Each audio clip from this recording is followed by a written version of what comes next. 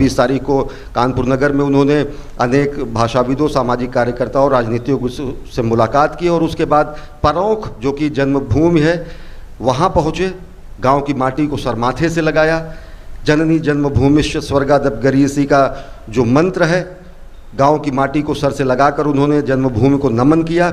वहाँ पर इनका नागरिक अभिनंदन किया गया और उसके बाद जन्मभूमि के बाद पहुँचे कर्मभूमि परौख, वहाँ भी नागरिक अभिनंदन महामहिम का किया गया।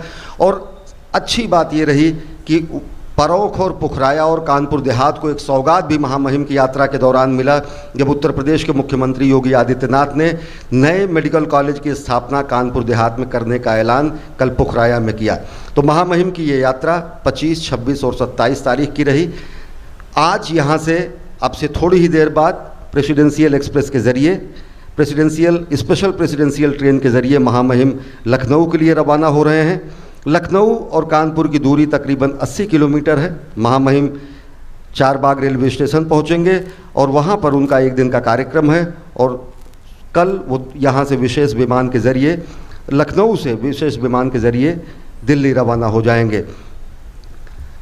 महामहिम का जो व्यक्तित्व है, महामहिम का जो कृतित्व है, उससे पूरा अभिभूत दिखा। कानपुर और कानपुर देहात के सभी लोग अपने शुभेच्छुओं से, अपने सहयोगियों से, अपने पूर्व सहयोगियों से उन्होंने मुलाकात की और अपने कुछ मित्रों के यहाँ प्रोटोकॉल से इतर जाकर उन्होंने मित्रवत, बतौर राष्ट्रपति नहीं, मित्रवत उन्होंने उनसे मुलाकात भी थी की, जो कि बीमार थे या जो अस्वस्थ थे और जो महामहिम से नहीं मिल सकते थे। और सबसे बड़ी बात यह कि कानपुर देहात जो कि यहीं से तकरीबन 80-90 किलोमीटर है, वहीं के पुखराया गांव में 1 अक्टूबर को महामहिम का जन्म हुआ था और उन्होंने कल अपने संबोधन में भी कहा कि हमारे लोकतांत्रिक मूल्य हैं, ये हमारे संवैधानिक मूल्य हैं, ये हमारी संवैधानिक परंपरा है, ये हमारा सशक्त लोकतंत्र है कि परौख जैसे गांव से एक व्यक्ति राष्ट्र के सर्वोच्च पद पर पहुंचता है और राष्ट्रपति के पद को सुशोभित करता है। ये हमारे परिपक्व लोकतंत्र की निशानी है। साथ ही उन्होंने कोविड प्रोटोकॉल का लोगों से कड़ाई से अनुपालन करने का आह्वान किया। उन्होंने लोगों से कहा कि वैक्सीन लगवाएं, कोविड प्रोटोकॉल का अच्छे से पालन करें और साथ ही साथ प्राण प्रण से राष्ट्र निर्माण में जुट जाएं। इस समय महामहिम अभिवादन कर रहे हैं कानपुर सेंट्रल रेलवे स्टेशन पर मौजूद सभी व्यक्तियों से।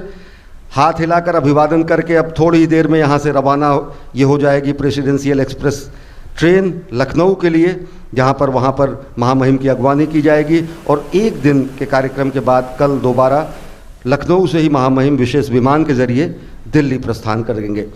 तो बेहद उपलब्धिपूर्ण यात्रा रही कानपुर और कानपुर देहात के लोगों के लिए। जब महामहिम को उन्होंने अपने बीच में पाया, इसी माटी के लाल को उन्होंने देश के सर्वोच्च पद पर पहुंचाया, तो वो अनुराग, वो प्रेम, वो वात्सल्य, वो स्नेह, वो भ्रातृत्व, वो बंधुत्व आज भी बना है और लोग अभिभूत दिखे, भावुक दिखे महामहिम के सरल, सौम्य, सहज व्यक्तित्व को देखकर। जब उन्होंने अपने गांव में लोगों से मुलाकात की, गांव में अंबेडकर प्रतिमा पर उन्होंने अनावरण किया और सबसे बड़ी बात, जो जन्मस्थान है, जो महाराज जो महामहिम का जो गांव का घर है, उसको उन्होंने दान कर दिया है गांव के लोगों के लिए। उसका नाम अब मिलन केंद्र है। कल मिलन केंद्र भी हो गए, अपने पैतृक गांव में, अपने जन्मस्थान पर भी गए।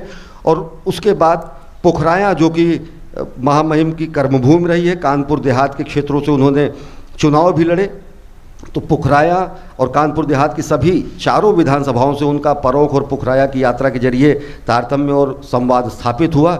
और अब बेहद उपलब्धिपूर्ण और बेहद अच्छी यात्रा के बाद महामहिम यहाँ से द स्पेशल प्रेसिडेंशियल ट्रेन के जरिए लखनऊ के लिए रवाना हो रहे हैं। और कल उन्होंने कानपुर देहात के लोगों को उत्तर प्रदेश के मुख्यमंत्री योगी आदित्यनाथ ने महामहिम के आने की सौगात भी दी और उन्होंने घोषणा की कि कानपुर देहात के लिए अलग से एक मेडिकल कॉलेज की स्थापना की जाएगी।